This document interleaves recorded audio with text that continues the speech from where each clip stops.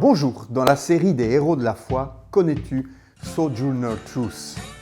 Je te propose une courte biographie et quelques réflexions. Sojourner Truth était une évangéliste afro-américaine, abolitionniste, activiste des droits des femmes, qui a vécu une vie misérable en tant qu'esclave, servant plusieurs maîtres dans tout New York avant de s'échapper et de retrouver la liberté en 1826. Elle avait alors 29 ans. Mais revenons en arrière. Sojourner Truth est née en fait Isabella Baumfree en 1797 de parents esclaves de New York. Vers l'âge de 9 ans, elle a été vendue aux enchères à John Neely pour $100 avec un troupeau de moutons. Ce John Neely était un maître d'esclaves cruel et violent qui battait régulièrement la jeune fille. Elle a beaucoup souffert. Ses frères et sœurs ont été vendus dans son enfance. Elle a grandi sans éducation et est restée analphabète toute sa vie. Elle ne savait ni lire ni écrire. Ne parlant que le néerlandais, elle ne comprenait pas les ordres de son nouveau propriétaire anglophone et a été par conséquent fouettée si brutalement qu'elle en a porté les cicatrices toute sa vie. Elle a été revendue comme un simple objet à plusieurs reprises. Elle a ainsi connu 4 propriétaires différents. Certains la maltraitaient physiquement, voire même sexuellement. Vers l'âge de 18 ans, Sojourner Truth est tombée amoureuse d'un esclave nommé Robert, d'une ferme voisine. Mais le couple n'a pas été autorisé à se marier car ils avaient des propriétaires différents. Au lieu de cela, elle a été forcée d'épouser un autre esclave, beaucoup plus âgé qu'elle, nommé Thomas, avec qui elle a eu 5 enfants. Au tournant du 19e siècle, New York a commencé à légiférer sur l'émancipation des esclaves. Mais il faudra plus de 2 décennies, 20 ans, pour que la libération se fasse pour tous les esclaves de l'État. Son propriétaire lui avait promis la liberté le 4 juillet 1826. Mais quand la date arriva, il ne tint pas sa promesse. Dans la prière, elle reçut la conviction qu'elle devait prendre la fuite. Elle ne réussit à prendre que sa petite fille avec elle. Dans ce qui a dû être un choix déchirant, elle a laissé ses autres enfants derrière parce qu'ils étaient toujours légalement liés à leur propriétaire. En 1828, elle déménagea à New York, où sa fille et elle ont été accueillies par une famille chrétienne, les Van Wagenen. Lorsque le propriétaire est venu réclamer sa propriété, les Van Wagenen lui ont offert de lui acheter les services d'Isabella pour $20 jusqu'à ce que la loi anti-esclavagiste de New York, émancipant tous les esclaves, entre en vigueur en 1827. Libre, Sojourner Truth, Isabella, apprit que son fils de 5 ans avait été vendu illégalement et elle porta l'affaire devant les tribunaux. Elle eut gain de cause et récupéra son fils et fut ainsi la première femme noire à remporter un procès contre un propriétaire blanc. Les Van Wagenen ont eu un impact profond sur sa spiritualité et elle est devenue une fervente chrétienne. En 1829, elle a déménagé pour travailler comme femme de ménage pour un prédicateur évangéliste de l'époque. Sa foi grandissait et bien consciente que Jésus l'avait libérée de tout ce que l'esclavage lui avait infligé, elle réalisait qu'elle était vraiment née de nouveau. C'est à cette époque qu'elle changea de nom et se fit appeler Sojourner Truth.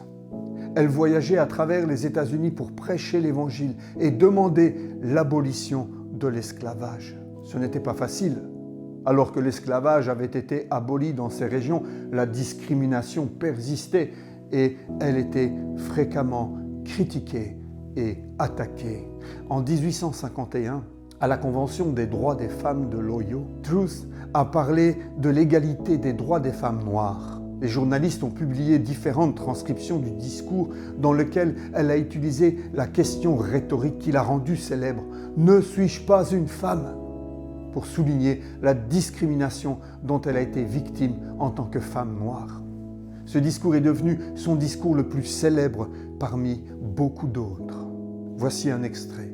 Cet homme là-bas dit que les femmes ont besoin d'être aidées pour monter en voiture et qu'on doit les porter pour passer les fossés et qu'elles doivent avoir les meilleures places partout et ainsi de suite. Elle continuait.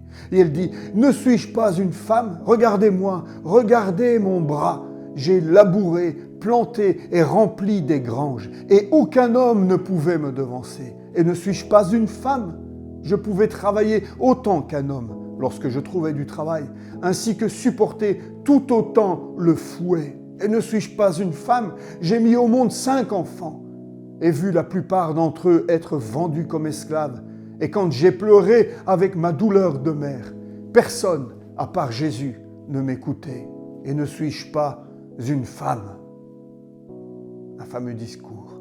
Sojourner Truth acquit rapidement la réputation d'être une oratrice remarquable. Pourtant, elle ne savait ni lire ni écrire. Mesurant 1,80 m, elle parlait avec assurance et passion. Elle était douée pour parler, utilisait des images puissantes, avait un esprit vif et accompagnait souvent sa prédication de chants. Elle était une puissante évangéliste. Mais n'oubliez pas de parler de plus en plus de réformes sociales, qu'il s'agisse de l'esclavage, des droits des femmes ou des conditions de détention des prisonniers. Même lorsqu'elle prêchait sur des questions sociales, son amour de Jésus et de la Bible, qu'on lui lisait constamment puisqu'elle ne savait pas lire, faisait toujours partie de ce qu'elle disait. Son activisme pour le mouvement abolitionniste a attiré l'attention du président Abraham Lincoln, qui l'a invité à la Maison-Blanche en octobre 1864. Les voici sur cette photo, ensemble, en train de compulser la Bible. Elle a maintenu son ministère de parole jusqu'à l'âge de 70 ans. Elle mourut en 1883 et ses dernières paroles furent « Soyez une disciple du Seigneur Jésus ». Loin d'être oubliée après sa mort, Sojourner Truth est devenue une source d'inspiration pour les générations suivantes. En 2009, c'est récent, en 2009, elle est devenue la première femme afro-américaine à avoir une statue au Capitole. Et dans un geste extraordinaire, la NASA a donné son nom Sojourner à son robot envoyé sur Mars en 1997. Voici quelques citations. Elle disait « Les enfants, qui a blanchi votre peau? N'est-ce pas Dieu? Qui a rendu la mienne noire? N'est-ce pas le même Dieu? Suis-je donc responsable du fait que ma peau est noire? Dieu n'aime-t-il pas les enfants noirs aussi bien que les enfants blancs? Et le même Sauveur n'est-il pas mort pour sauver l'un et l'autre? » Une autre fois, elle disait « Alors, ce petit homme en noir là-bas, il dit que les femmes ne peuvent pas avoir autant de droits que les hommes parce que Christ n'était pas une femme. Mais d'où vient votre Christ? D'où vient le Christ? De Dieu et d'une femme. L'homme n'avait rien à voir avec lui. » Voici les réflexions que sa vie m'inspire. Nous avons ici une héroïne de la foi qui nous laisse une leçon sur le pardon. Malgré de terribles injustices, elle a toujours pardonné tout en continuant à se battre contre les injustices de son époque. Dans un discours, elle a admis que même si elle avait autrefois détesté les Blancs, depuis sa rencontre avec son dernier maître, Jésus, elle était remplie d'amour pour tout le monde. Je suis également frappé de voir cette femme qui ne savait ni lire ni écrire, aucune éducation, et qui pourtant a été utilisée puissamment par son Seigneur.